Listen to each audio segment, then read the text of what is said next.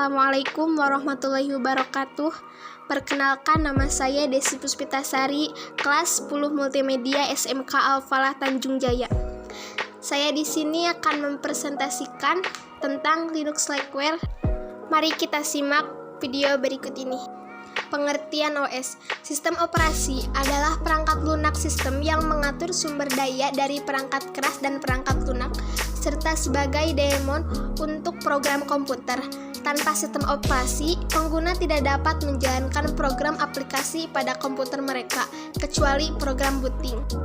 Mengapa harus Linux? Karena Linux merupakan OS yang stabil dan andal. Karena banyak pengguna merasa sangat jarang terjadi gangguan pada Linux, sekalipun ada aplikasi macet, di Linux tidak sampai mengunci seluruh sistem Anda, seperti halnya di Windows. Apa itu open source? Sumber terbuka atau open source adalah sistem pengembangan yang tidak dikoordinasi oleh suatu individu atau lembaga pusat, tetapi oleh para pelaku yang bekerja sama dengan memanfaatkan kode sumber atau source code yang tersebar dan tersedia bebas, biasanya menggunakan fasilitas komunikasi internet. Pengertian Linux Slackware. Linux Slackware merupakan distribusi atau distro Linux yang tertua yang pernah ada dan didistribusikan di dunia. Dan jika Anda pernah menggunakan Linux Debian, maka Linux ini merupakan salah satu turunan dari distro Linux Slackware.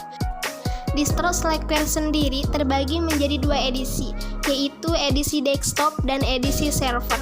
Slackware sendiri dikenal sebagai distribusi Linux dengan sistemnya yang tangguh dan stabil.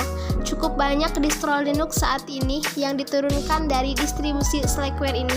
Sejarah Slackware. Slackware pada awalnya merupakan turunan dari soft landing Linux system yang paling populer dari distribusi Linux asli. Patrick Volkerding meluncurkan versi modifikasi dari SLS yang dia beri nama Slackware. Rilis pertama Slackware diluncurkan pada tanggal 16 Juli 1993. Pada tahun 1999, Slackware berkali-kali dirilis, mulai dari rilis nomor 4 sampai 7. Kelebihan Linux Slackware. 1. Merupakan distro yang sederhana dan konvensial. 2. Pembuatan paket yang sangat mudah. 3. Ringan dan intuitif. 4. Aplikasi bundled untuk server dan editor. 5.